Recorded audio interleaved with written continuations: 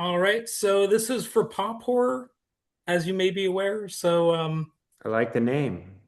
I do have to ask you about the novel David Morrell, Creepers, and that must have had a strong enough following because they made a movie out of it. So, what were the biggest challenges you faced in translating the tension and atmosphere of the book into a cinematic experience?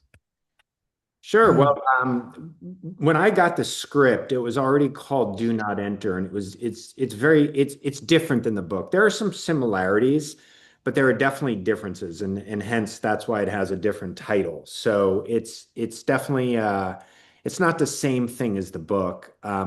But I guess the biggest challenge was getting the Paragon Hotel and being able to accomplish that. Quite honestly, we didn't have, a Tom Cruise size budget. So it's like really being able to accomplish that. And we were looking at a lot of places to shoot it and a lot of abandoned buildings, abandoned hotels. They're just not safe to shoot in, right? You can't really, Sure. they're not an insurance, you would never get permission to shoot in them. It's just not safe. But one of the producers on the movie has a lot of experience shooting in Bulgaria, and there's this unique stone building there. It's this giant thing. It's so damn big. I spent like a month there and I still didn't get to see all of it. But that place just felt like the Paragon, and that's why we shot it there. So I guess Sure. representing from the book, being able to represent the Paragon and making that a character, and making that feel rich with our budget and everything. That was one of the biggest challenges. Yeah, location is often important in a horror movie or in music videos. You're also a music video director, and you've right. I'm not Yes, yes. No, misunderstanding. I've directed quite a few music videos. From Yes. Ozzy Osbourne to like all sorts of other more modern artists. Yeah. And so, did that experience of directing music videos at all help you with stylistically when it comes to this film? Oh yeah, no, definitely. I mean, I've shot so many videos in so many different genres from Ozzy and Slipknot, as you say, to like, Katy Perry and Jay-Z and just everything up and down. And I have a DP that I work with. His name is Jan Thomas, and he shot quite a few of my best music videos, and Sure. we have a great relationship. And he's since moved on to movies and Netflix shows and all kinds of stuff. And yeah, me and him definitely had a great shorthand to bring this movie alive. And let's see. When it comes to like the live streaming aspect of it with the abandoned Paragon Hotel, what attracted you to the idea of using urban exploration culture as a backbone to a horror film? Were there any other horror films that came to mind? Oh yeah. Well, there's this great what attracted me to the script is the fact that it's a horror movie. Don't get me wrong, it's a horror movie, but there's adventure also in it. Sure. I think it's an equal, and there aren't a lot of movies like that, and that just felt so entertaining to me. It felt quite honestly like a 1980s kind of a movie. Sure. It felt different to me. There's a great horror slash adventure movie called The Descent, which I Oh yes. which I just love that movie, and it's just so entertaining and so fun. So yeah, I mean, and as a kid, I have a distinct memory of this abandoned place that we went. We just called it going in, but I guess it's called urban exploration. But it was so dark. It was so dark, like we had a flashlight, but if you turn the flashlight off, there was nothing. It was the darkest experience I've ever been in, and it was so scary and so cool. And then, I went to college in New York City. I went to NYU, and I remember at NYU, like I was really infatuated with like riding the subway, and there was always I heard about this Second Avenue subway tunnel that was never built. It was never completed. But there were all these people who would like urban explore it and go in and take videos and photos. So all that stuff, drew me to this script. Oh, sure. And have you ever been on a mine tour or anything like that?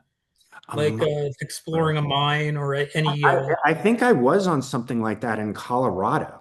yeah. Because where I live, they give mine tours because of it's a Uh-huh. it's an area with a huge mining history. Uh-huh. So I've been on a mine tour or two, and there's a part where they turn the lights completely off. And what you Uh-huh. said just reminded me of that. It's just so Uh-huh. dark in there and like Yeah. so scary compared to how it was previously. Sure. And Sure. you get Sounds the like sense fun. of what it would be like if you were just stranded in an area like that or location like that. Yeah, yeah. Well, our film definitely has darker aspects to it for sure. And let's see.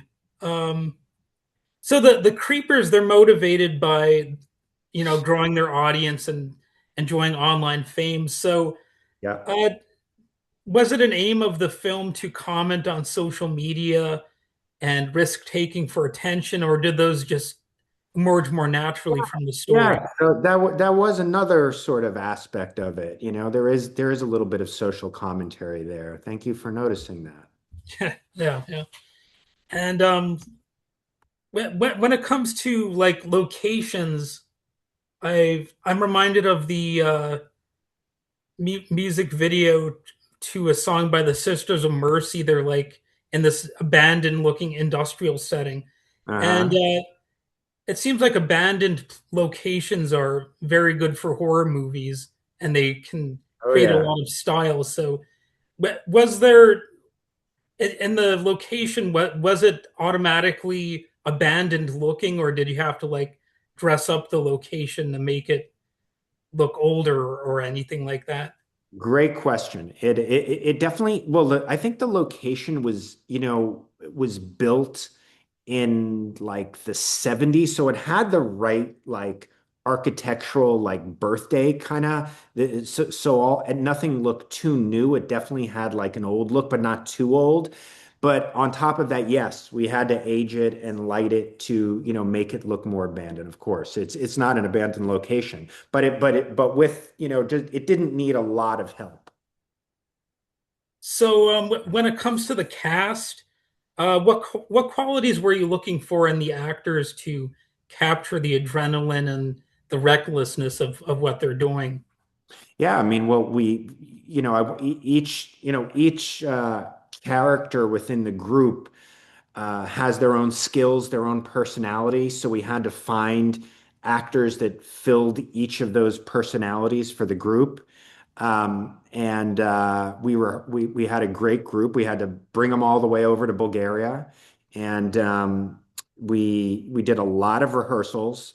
We did so many rehearsals that we actually all got COVID together, Oh, which was fun, but we all grew closer and everybody got really into the details of their yeah. character. People who get sick together stick together, Yeah. maybe. Oh yeah.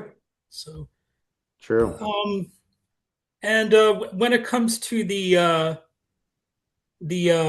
writing here, how collaborative was the process between you and the writers when shaping the tone and the pacing of the film? Very collaborative. I was highly involved in the writing. The actors, when we did rehearsals, I mean, we're all sitting around, for days when we all got COVID and breathing on each other, but we were all, really tweaking the dialogue and tweaking things all together. So it was a very collaborative process. And did you well, when it comes to your background in music videos, did that background influence how you approach the visual style? I might have asked this already. Um, Yeah, yeah. I mean, I've you um, know, I've shot so many music videos in so many different ways that, the transitioning into a movie wasn't this thing like, oh, what's it like to be on set and I mean I have a lot of experience doing that. For me, it was more just, yeah, and I knew this was going to happen, but it's just, it just takes so goddamn long, to Yeah, get the yeah. movie done. I mean, to get the script right and everybody to agree, to get the money, to get to the shoot, and then the post-prod, everything just takes so long. Whereas with a music video, it's a sprint, and this is much more of a marathon, right? And you just have to kind of keep this even pace throughout it. So that's been challenging, but I'm getting used to it. So, without giving away any spoilers that you don't want to give away, what sort of horror experiences are you hoping? Are you hoping? I meant hoping that your audience will get from this movie. Well, it's definitely an eerie movie. Uh, Definitely some very scary parts. Um, but there's also a lot of adventure in it, and I think more. I just think they're going to be very entertained. I mean, for an hour and a half, 2 hours, whatnot. I mean, with all the bad things going on in the world, it's like there's nothing better than to kind of like just sink into a world, sink into like a piece of entertainment, a movie like this, and really enjoy it. And that's my hope. All right. Well, I guess that was the final question. So, I guess if you want to add anything, feel free. Um, No, I love the room you're in. I'm yeah. I'm thinking about, I'm actually working on another movie already, and we can almost shoot it right there with Well, some if you ever stuff. want to shoot a movie in the Upper Peninsula of Michigan, I'm sure you would. Oh I'm my sure God, is you would that welcome. is that where you're from? The Upper Yeah, that's where I Peninsula? am. Yeah. Oh my God, I've The- actually, the- believe it or not, I've shot there. oh, really? Really? It's actually one of the most beautiful places in the United States, and and I shot there in the fall, right? Oh, really? And it's bizarre because in Mucinex, are you near Mucinex? Oh, the Munising is what you're thinking of. Munich. I'm actually in the city of Hancock. It's like a small city up here. So, but there's this there on the lake there in the fall. It looks like the Caribbean, but like on the other side of it are like all these like trees that are changing colors. And I don't think enough people know about this area of the United States. So that's so Okay. cool. You're from there, right? Yeah, yeah. It's beautiful.